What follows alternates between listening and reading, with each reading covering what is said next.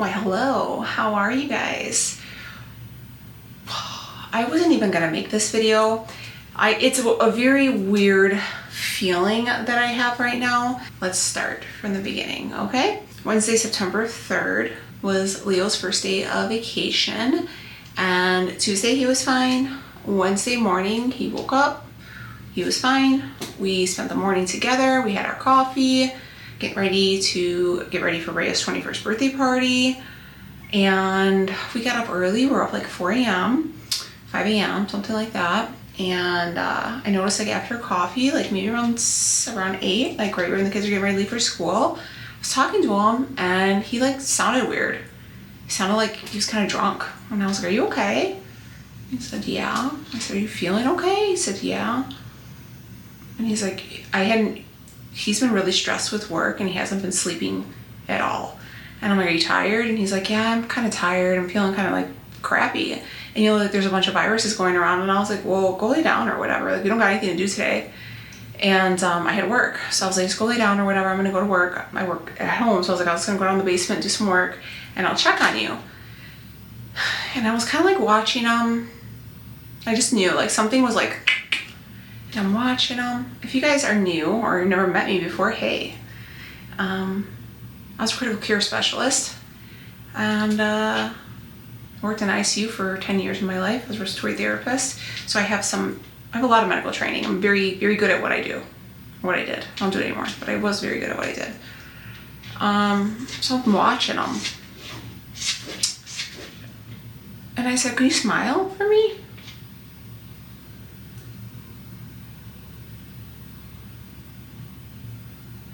I said, are you feel okay? And only when he smiled. I said, yeah. I said, I think we need to go to the hospital. No, I'm fine. So I started doing neural assessments, squeezing. He had bilateral, it was even, he had sensation. So I was like, you know what? I gave him a baby aspirin. I was like, let me give you a baby aspirin just in case, because he was, you know, you're always trying to send somebody to the hospital. And the reason why I kind of like laid off, because like, I mean, I am a kind of a hypochondriac. My brother-in-law the week before he got hurt at work and it looked like he busted his head open. And I told my sister, I'm like, he should just go get some stitches. And then like the same week later, he was already closed up. My husband was like, you see, you're trying to send him to the hospital and he was fine. And I was like he was gaslighting me, you know? So I was like, oh, maybe I am. Now, I want to remind you, this is the second time where I've questioned, where I didn't follow my medical intuition, right? So I'm watching, and then Rhea gets up and she's talking. She's like, and Rhea was actually supposed to get a tattoo that day. We had already put the down payment, it was all the way up north. Leo was supposed to take her, and I was like, Rhea, like, just go take an Uber, you'll be good. So I'm trying to get her situated. I'm doing stuff with work because I wanted to hurry up and get work done because Rhea's birthday was coming, and I knew that we were gonna have like all this stuff going on. Rhea left, and I went up to there and I said, squeeze my hand again. This is about 11, so it's been about 2 hours, right? And I'm like, Lee, we gotta go because she had a TPA. Like, if you are suspected of a stroke, you need to get there like ASAP, because usually if you're having a mini one, a big one's pending, you're gonna have some cardiac issues on board. And if you can hurry up and get there, you act fast, right? That's why the acronym is ACT FAST, because you have to get them in. It's like a 4-hour window that they can get TPA, which is, and then once I noticed that his left hand wasn't squeezing as hard, I said, we gotta fucking go. And he was like, we're done. I said, no, either I'm gonna take you or we're gonna call 911. And he's like, you're not gonna call 911, you know how much an ambulance, just typical. So I'm like, get in the car. He was so dizzy, he could barely walk, he could barely form, he just looked inebriated. And I was like, oh my gosh. So we're driving and I'm talking to him, I'm like, you're awake with me? He's like, we pull up to the hospital, he violently throws up all over Rhea's car. It's raining. I literally drop him off at the front door, like no one's there. I throw the car into like some like double parking thing, left my hazards on, and I literally carried him on my back because he was dead weight at this point. And I walked into the ER, and there must have been 50 people ahead of me. And the lady like sees me, and I'm like, do you have a code stroke here? Because I've never worked at this facility. I'm on the south side of Chicago. I worked at a lot of the facilities on the south side. And she said, yeah. I said, you need to activate it. So I walk up to the door. I said, open up this back door, let me in. And she probably should not have done that. She was just like an older lady who was doing like, you know, like concierge, kind of like candy striper. And the guy was like, you can't be back here. He's not even checked in. I said, he's having a stroke. And he's like, how do you know? I said, Leo, smile at this guy. And he was like, literally from walking in that door, activated code stroke, within 7 minutes from door into the hospital, he was in CT scan. They called it code, they coded him. I mean, he was still, I guess, an alert. I mean, whatever. It's like a rapid response, I guess. Code stroke. Usually code stroke, you'll have like phlebotomy there so you can get blood. You'll have like, make sure the doctors are there. Neuro come down, respiratory come down, because sometimes they need to be intubated. They open up CT, so you get a stat CT, you get like stat cardiac blood work. I mean, it's just a lot. And I had told him, like, babe, when we walk in here, it's gonna get crazy, but just know that's what you want. Like, everybody's gonna be on board because you're gonna get the best care. So he's like, all right. And yeah. So we walked in and I said, no one could tell the story because he wasn't even, I said, I got a 46-year-old male and he, evidence of TIA about 3.5, 4 hours ago. Slight use of the left hand, slight facial drooping with some slurred speech. Pupils are reactive, follows commands, and Leo had a stroke. I didn't want to come on here and say anything. Well, I wasn't going to say anything when it was happening because I got kids at home. He's 46. You got kids. So, he's fine. He's so lucky. Like, if you don't believe in God, baby, God was with us. He walked with us every step of that way. I'm wiping my eyes on basketball shorts. They're clean. I hope he doesn't see this because he's never seen me cry. I guess now that I say it out loud is scary, but like, I knew he was gonna be all right. I knew it. I wasn't afraid. I was just, I didn't think he was like not gonna come home or we were gonna lose him or anything. I was just like scared for him because I know he was scared and I knew what to expect, but he didn't. And I was scared for our kids having to tell him, you know, it's just all those things. So yeah, that was Wednesday. He had a CT, normal. It was a mini TIA, so no evidence of an ischemic, like there was no hemorrhagic stroke, there was no blockage. Just life changing right now. And you're probably like, oh my God. And this is the reason why I didn't want to say anything, because one, look at this is completely me raw, right? This is how I talk on a daily basis. So if this is offensive to you, I'm sorry. But there are some real nasty bitches on this internet. And people talk about my kids. People talk about my husband. I don't care, you talk about me, shit. People have been talking about me my whole life. They were talking about me before I was born. They're gonna talk about me after I'm gone, so I don't give a damn. But talk about people's kids or people's husbands and you hide behind a keyboard. So if you want to come on these comments and dare place blame or critique my husband or even try, you could blame me all you want. Blame me till the cows come home, you know, but if you ever try to blame my husband or critique my kids and their weight or think you're going to come on here and fat shame anybody in my house, you girls are too comfortable running your mouth on the internet. You're too confident running your mouth on these interwebs. So how did this happen, right? How does a 46-year-old guy, I would like to say that it's, you know, he didn't try, because he did try. Leo's lost weight. Leo's been battling hypertension since he was 22. Was Leo a great patient? No. But Leo, you know, here's the thing. People will say like, well, why didn't you make him do it? He's a grown man. I can't make nobody do anything.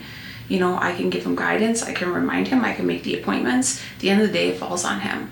And he didn't go. He didn't go when he was supposed to get his blood pressure medication refilled. You know, when I set appointments for our primary and I sent him, he doesn't go.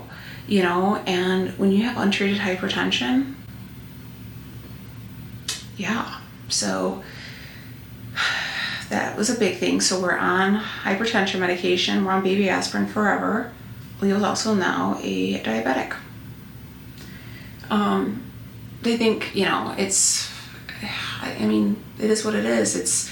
It's genetics at a certain point, you know, both of his parents. Every member of Leo's family from both parents' side is a full-blown diabetic.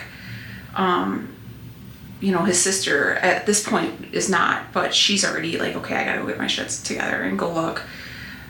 you know, this was a reality check, but this is also a reality check to my kids. And I know people are gonna be like, you need to stop buying snacks for your kids.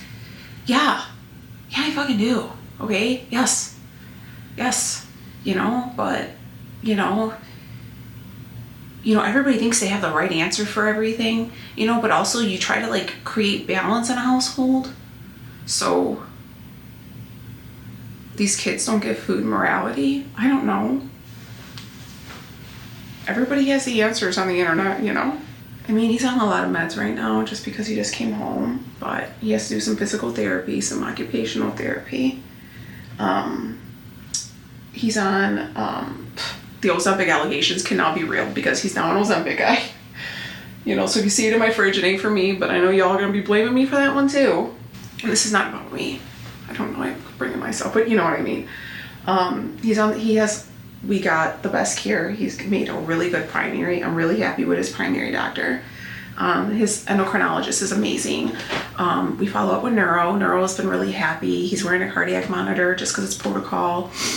He has a little bit of strength, not even so much strength, but like a little bit of a coordination thing where it's coming back. She says it just felt like his arm's been asleep for a few days, so he's starting to feel it. A little bit with his mouth too. He's just like tired, like sluggish. We're having a hard time dealing with the sugars. His A1C was elevated, but nothing like crazy.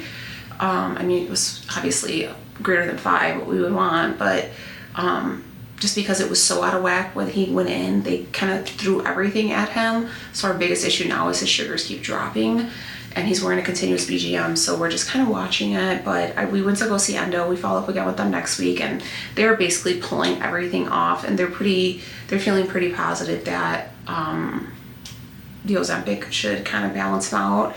And he's also on a pill called Jardiance that's actually really good for people with high blood pressure because it helps like the fluid. So yeah, so that's what's happened. I've been taking care of my man. I missed some days of work, so I've been picking up my days at work. I work for like YouTube stuff too, so I have that. And we just got a new normal. I mean, Leo's doing really, he just eats what I eat now. And he's like, well, this isn't too bad. Yeah, I know it's not bad.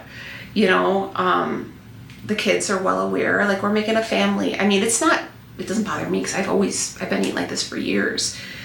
But, you know, I don't know, you know, like, what did I do wrong? You know, should I enforce these? You know, you don't know. You don't freaking know. You don't know what's parenting. You don't know what to do with somebody like, you should feed him carnivore. He can't have carnivore. You know why? Because his freaking triglycerides and his cholesterol's through the roof right now. So no, I'm not going to do full fat because it makes his blood thicker and he's really going to freaking stroke out.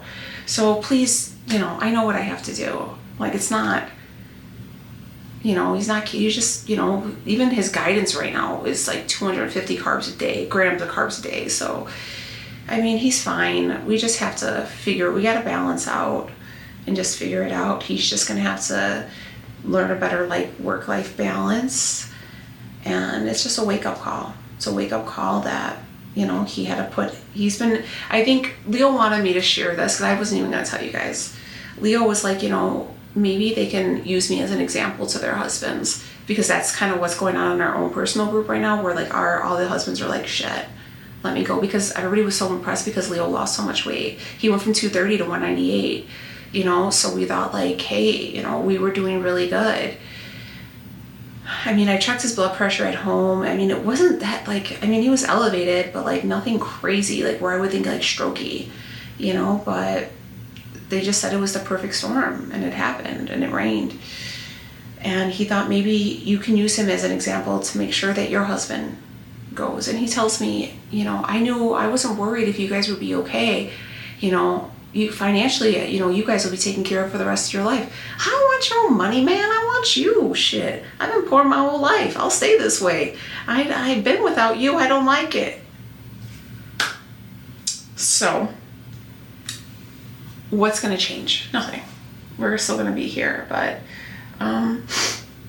Leo thinks that I should share more days of, you know, making new type 2 diabetic, hypertensive, friendly meals, and kind of how we're eating, and I don't know.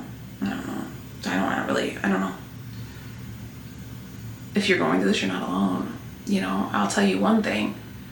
God was on our side. God was on our side, and he walked with us that day. And I will never question my medical instinct ever again. That happened with my aunt, and which is really scary, because if you guys have been here long enough, my Aunt Joy passed away suddenly, and it's actually her 4-year anniversary is 9/11, so it was right around the same time, and it was just very traumatizing. But the girls are fine. I mean, the girls, I didn't break, I didn't cry, I kept everything so normal. Like, I didn't even say stroke to them. Like, I was like a mini TIA, so it's like a stroke, but it's like a baby one, and there's no, you know, he'll be fine. It's just gonna, you know, take some time, and yeah. He's fine. I think he's feeling better, so now he's like, can I go back? When can I go back to work? I'm like, boy, go sit down. So pray for our guy Leo, that he listens to his wife for the rest of his life, because I'm gonna beat the shit out of him. But yeah, there's an update for you. We're back to regularly scheduled programming with the videos. I don't know when I'm gonna sprinkle this one in. I don't know if I'm even gonna put it up, I'll be honest with you. It's just, I don't know what's going on in this world where women think it's okay to talk about people's children and spouses and say awful things. He's gonna be all right. We're all gonna be all right.